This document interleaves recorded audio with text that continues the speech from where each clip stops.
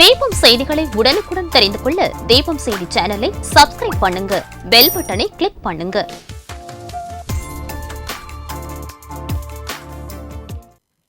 வணக்கம்.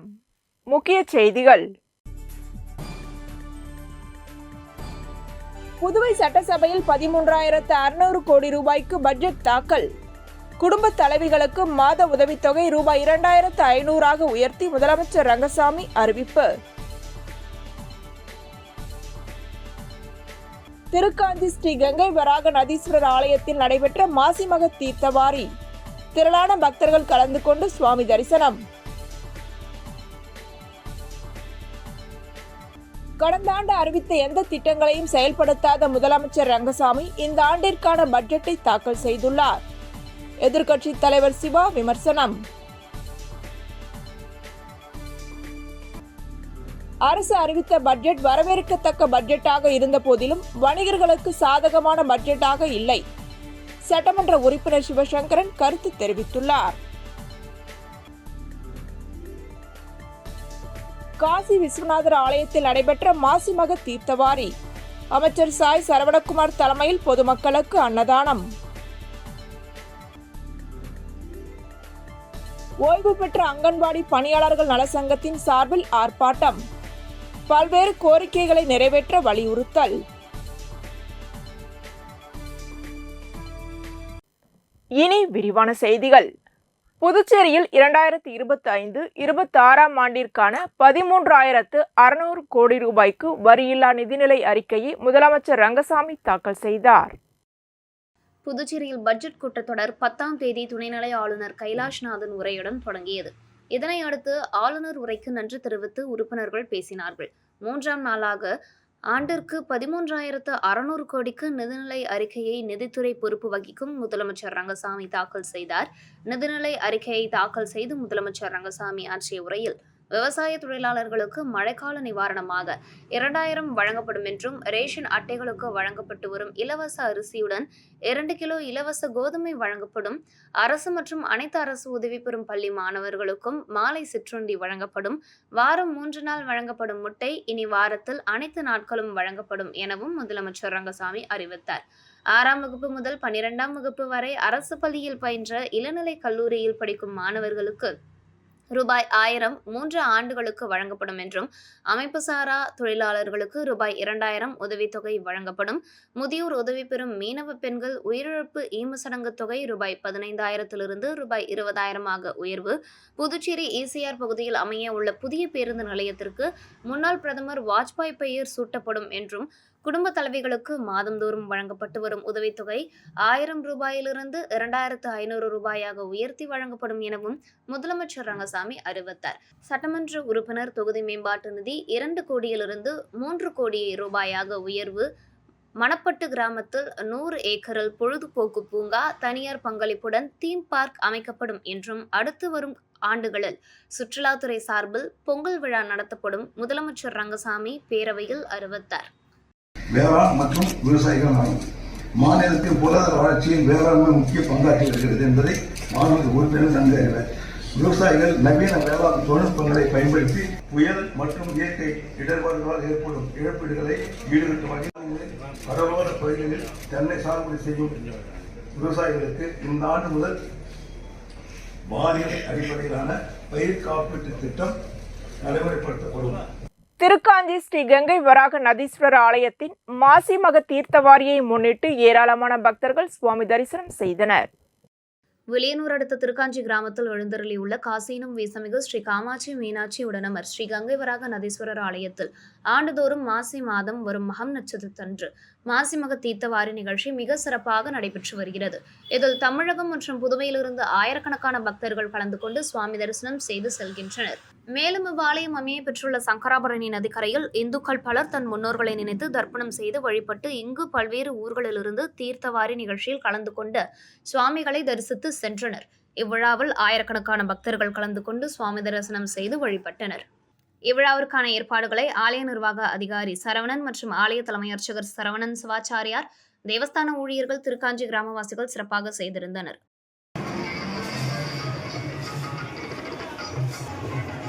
கடந்த ஆண்டு அறிவித்த எந்த திட்டங்களையும் செயல்படுத்தாத முதலமைச்சர் ரங்கசாமி இந்த ஆண்டிற்கான பட்ஜெட்டை மணக்க மணக்க வாசித்துள்ளதாக எதிர்க்கட்சித் தலைவர் சிவா விமர்சித்துள்ளார்.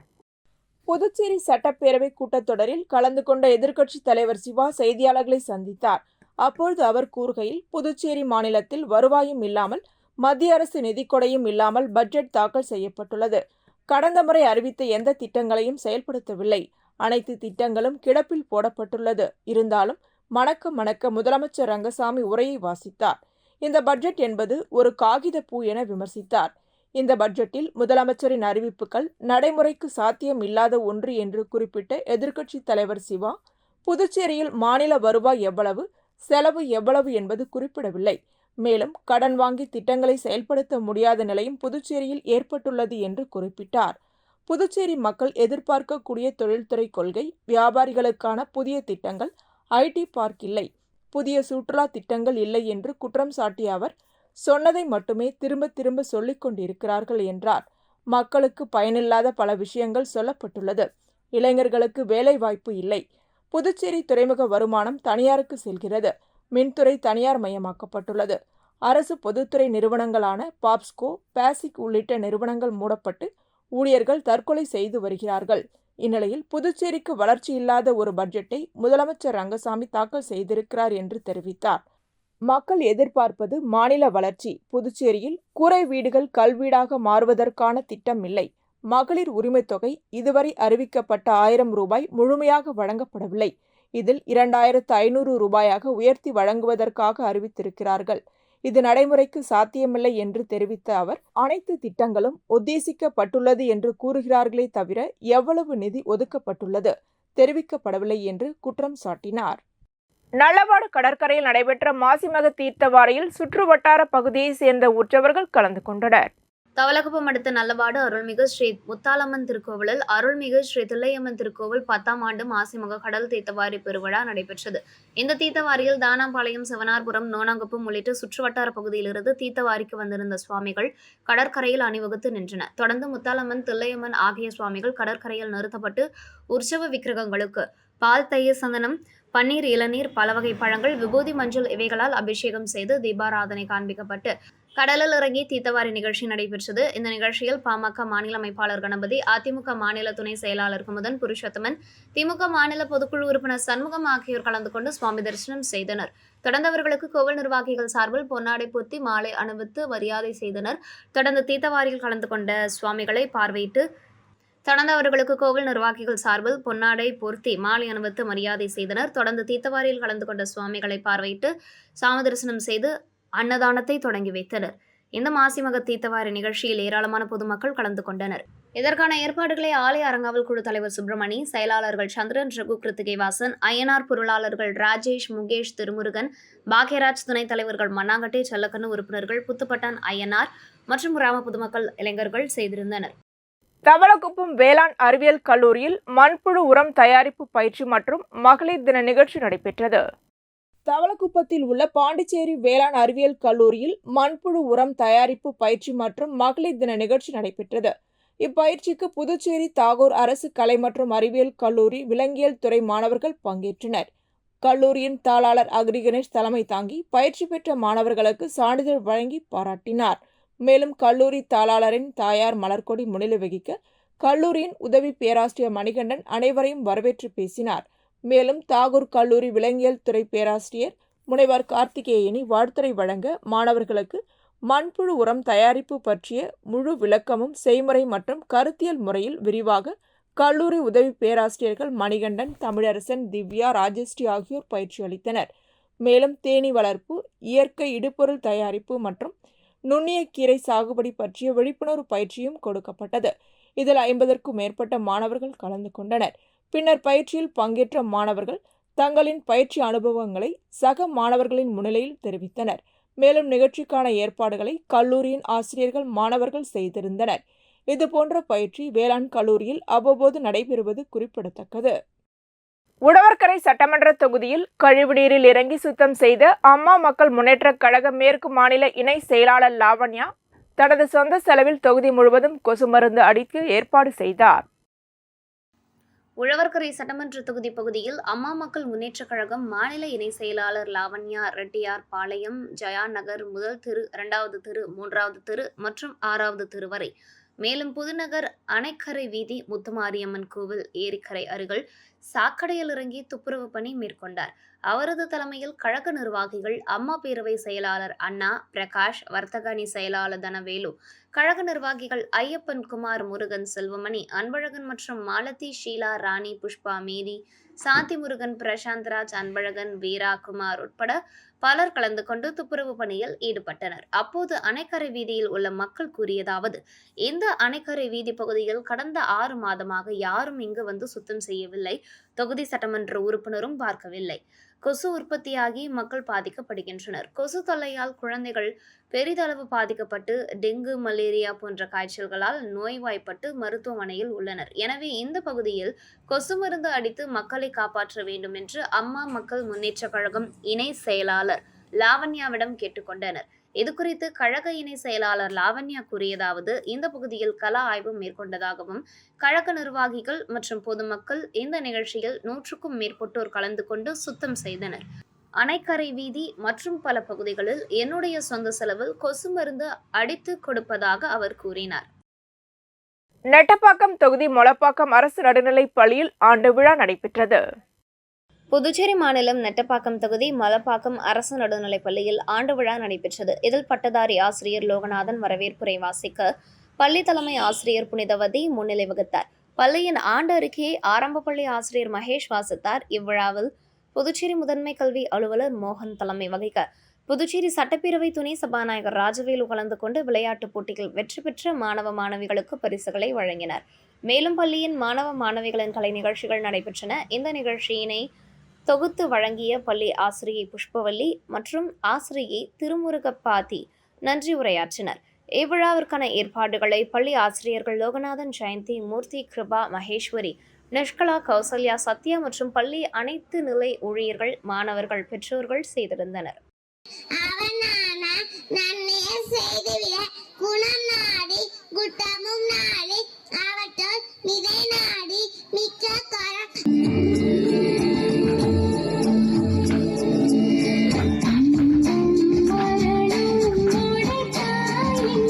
திருவேணி நகர் அருள்மிகு ஸ்ரீ திருவேணீஸ்வரர் ஆலயத்தில் வளர்பிறை பிரதோஷ வழிபாடு நடைபெற்றது.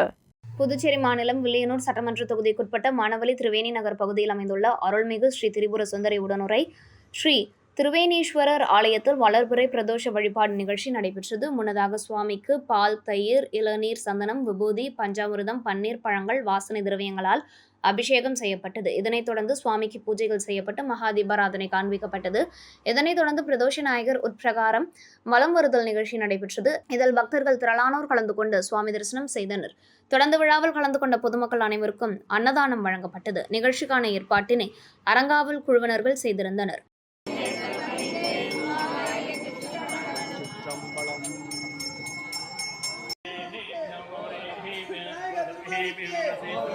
விழுப்புரம் வடக்கு மாவட்ட அதிமுக சார்பில் தமிழக முதலமைச்சர் பிறந்தநாள் விழா மயிலம் வடக்கு ஒன்றிய கழக செயலாளர் தலைமையில் கொண்டாடப்பட்டது. விழுப்புரம் வடக்கு மாவட்டம் திமுக சார்பில் தமிழக முதலமைச்சரின் 72வது பிறந்தநாள் விழா மயிலம் சட்டமன்ற தொகுதி மயிலம் வடக்கு ஒன்றியம் பெரமண்டூர் ஊராட்சியில் மயிலம் வடக்கு ஒன்றிய கழக செயலாளர் மணிமாறன் தலைமையில் நடைபெற்றது. விழுப்புரம் வடக்கு மாவட்ட செயலாளர் செஞ்சி மஸ்தான், கழக பேச்சாளர் தமிழ், சாதிக் ஆகியோர் கலந்து கொண்டு சிறப்புரையாற்றினர். மேலும் இந்நிகழ்வில் மயிலம் முன்னாள் சட்டமன்ற உறுப்பினர், மாநில தீர்மான குழு துணைத் தலைவர் மாசிலா மணி, மயிலம் தெற்கு ஒன்றிய செயலாளர் சேதுநாதன், தீர்மான குழு உறுப்பினர்கள் செஞ்சி சிவா, மயிலம் ஒன்றிய குழு தலைவர் யோகேஸ்வரி, மணிமாறன் மற்றும் மாநில மாவட்ட ஒன்றிய கிளைக்கழக நிர்வாகிகள், பொதுமக்கள் கலந்து கொண்டனர். அரசு அறிவித்த பட்ஜெட் வரவேற்கத்தக்க பட்ஜெட்டாக இருந்த போதிலும் வணிகர்களுக்கு சாதகமான பட்ஜெட்டாக இல்லை என சட்டமன்ற உறுப்பினர் சிவசங்கர் தெரிவித்துள்ளார். சட்டமன்ற உறுப்பினர் சிவசங்கர் பட்ஜெட் உரை குறித்து செய்தியாளர் சந்திப்பின் போது கூறுகையில், அரசு அறிவித்த பட்ஜெட் வரவேற்கத்தக்க பட்ஜெட்டாக இருந்த போதிலும் இந்த பட்ஜெட்டின் முதுகெலும்பாக இருக்கும் இந்த பட்ஜெட்டுக்கு வேண்டிய வரியை கொடுத்து கொண்டிருக்கும் வணிகர்களுக்கு சாதகமான பட்ஜெட்டாக இல்லை என தெரிவித்துள்ளார். இதேபோல் முதலமைச்சர் ரங்கசாமி பேரவையில் நிதிநிலை அறிக்கையை தாக்கல் செய்து 30 நிமிடமாக உரையாற்றிக் கொண்டிருந்தார்.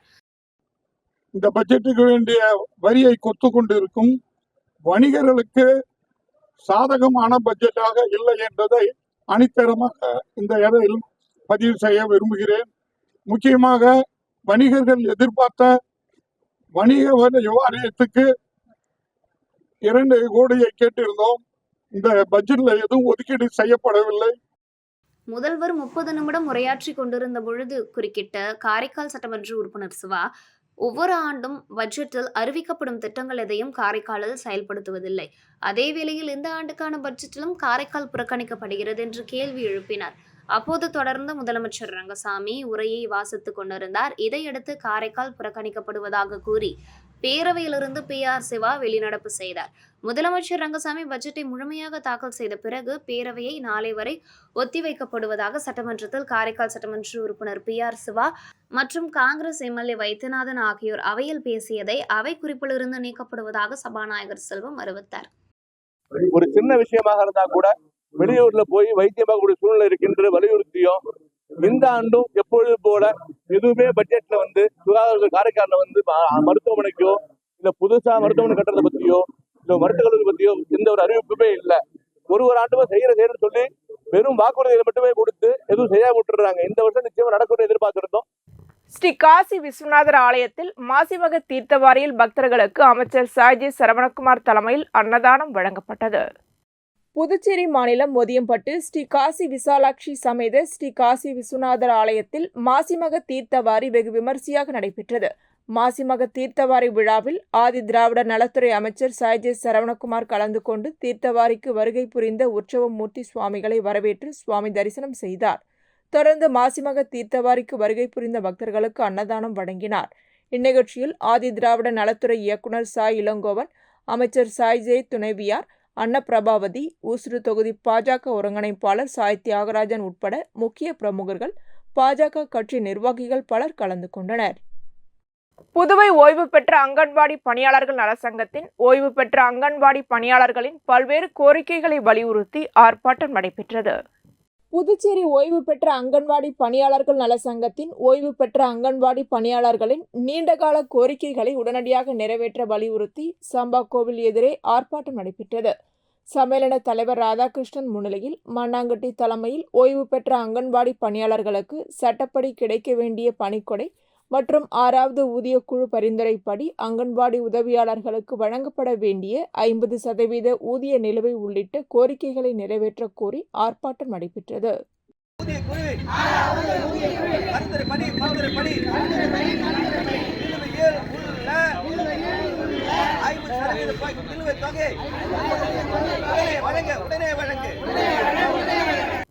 இந்தியன் ஆயில் கார்ப்பரேஷன் நிறுவனத்தின் இந்தியன் லாரி ஓட்டுநர்கள் சார்பில் மாசிமக பிரம்மோற்சவத்தில் கலந்து கொண்ட பக்தர்களுக்கு அன்னதானம் வழங்கினர்.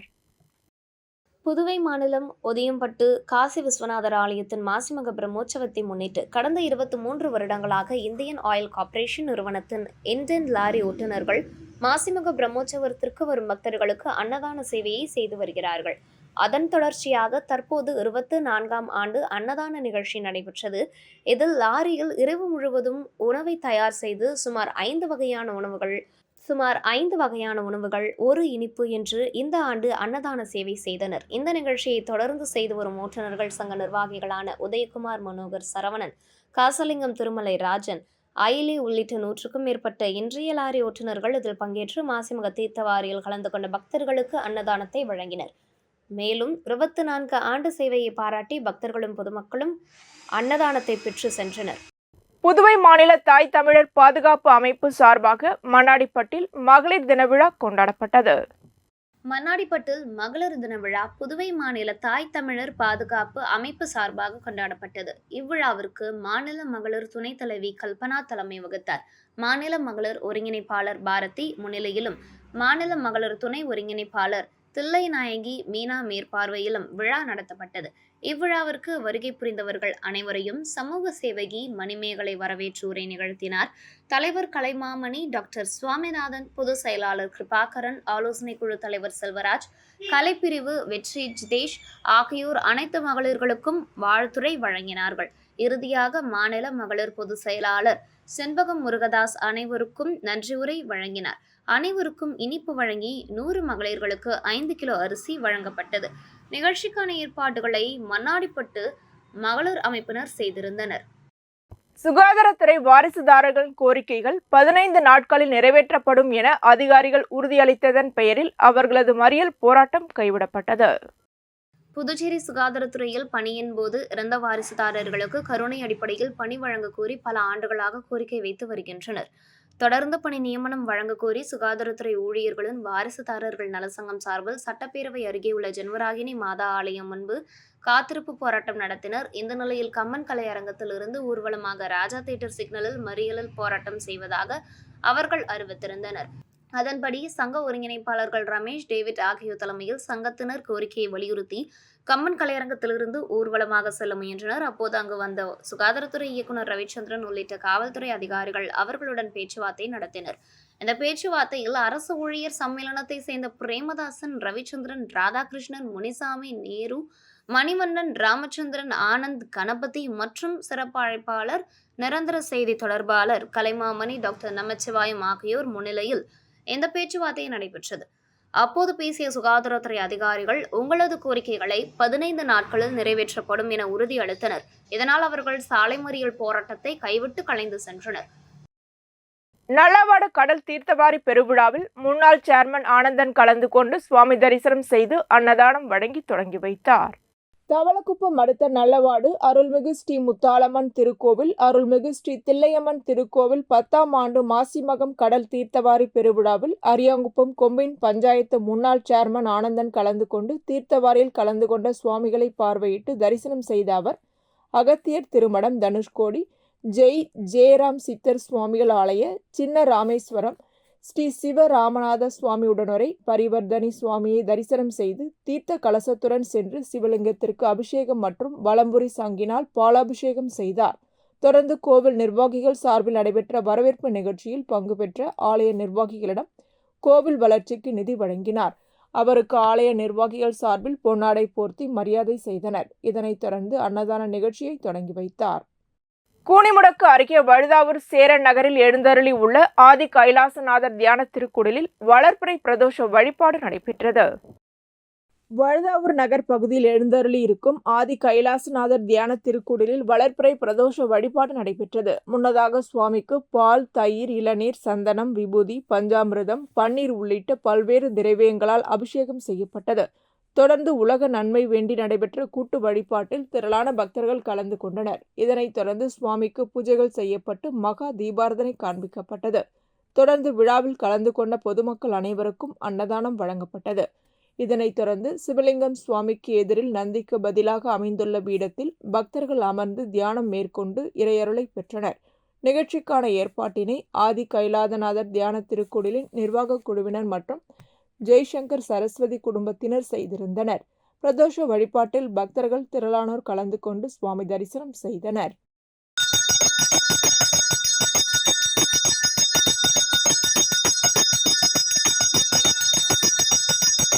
திருக்காஞ்சி மாசிமக தீர்த்தவாரியை முன்னிட்டு ஸ்ரீ முத்து நினைவு அறக்கட்டளை சார்பில் அன்னதானம் வழங்கப்பட்டது. புதுச்சேரி மாநிலம் வில்லியனூர் அருகே திருக்காஞ்சி ஸ்ரீ கங்கை வராக நதீஸ்வரர் ஆலயத்தில் மாசிமக தீர்த்தவாரியை முன்னிட்டு ஸ்ரீராம் நகர் ஆச்சாரியாபுரம் பகுதியில் ஸ்ரீ முத்து நினைவு அறக்கட்டளை சார்பாக அன்னதானம் வழங்கப்பட்டது. இதில் ஸ்ரீ முத்து நினைவு அறக்கட்டளை தில்லை சபாபதி, வழக்கறிஞர் சண்முகம், செந்தில் வேலன், மணி, சண்முக சுந்தரம், அமிர்தராஜன், ஆனந்தராஜன், ராஜா ஆறுமுகம் உட்பட ஏராளமானோர் கலந்து கொண்டு அன்னதானம் வழங்கினர். இந்நிகழ்ச்சியில் திரளான பொதுமக்கள் கலந்து கொண்டு சுவாமி தரிசனம் செய்தனர். திண்டிவனம் செஞ்சி சாலை பேருந்து நிறுத்தம் அருகே மயிலம் சட்டமன்ற உறுப்பினர் சிவக்குமார் நீர்மோர் பந்தலை திறந்து வைத்து பொதுமக்களுக்கு தர்பூசணி, இளநீர் ஆகியவற்றை வழங்கினார். திண்டிவனம் மற்றும் மயிலம் பகுதிகளில் சுட்டெரிக்கும் வெயிலை தணிக்கும் வகையில் பாட்டாளி மக்கள் கட்சியின் சார்பில் பல்வேறு பகுதிகளில் நீர்மோர் பந்தல் திறக்கப்பட்டு வருகின்றது. இதன் ஒரு பகுதியாக திண்டிவனம் செஞ்சி ரோடு பேருந்து நிறுத்தம் அருகே பாட்டாளி மக்கள் கட்சியின் சார்பில் வழக்கறிஞர் விஜயகுமார் ஏற்பாட்டில் நீர்மோர் பந்தல் திறப்பு விழா மாவட்ட செயலாளர் ஜெயராஜ் தலைமையில் நடைபெற்றது. இந்நிகழ்ச்சியில் மயிலம் சட்டமன்ற உறுப்பினர் சிவக்குமார் கலந்து கொண்டு நீர்மோர் பந்தலை ரிப்பன் வெட்டி திறந்து வைத்து பொதுமக்களுக்கு இளநீர், தர்பூசணி, நீர்மோர் ஆகியவற்றை வழங்கினார். இதில் சமூக நீதி பேரவை மாநில செயலாளர் வழக்கறிஞர் பாலாஜி, நகர செயலாளர் மணிகண்டன், பாமக நிர்வாகிகள் சவுந்தர், கவிதா, பிரியா, தனம், அமிர்தம் உள்ளிட்ட பலர் கலந்து கொண்டனர். இத்துடன் செய்திகள் நிறைவடைகின்றன. வணக்கம்.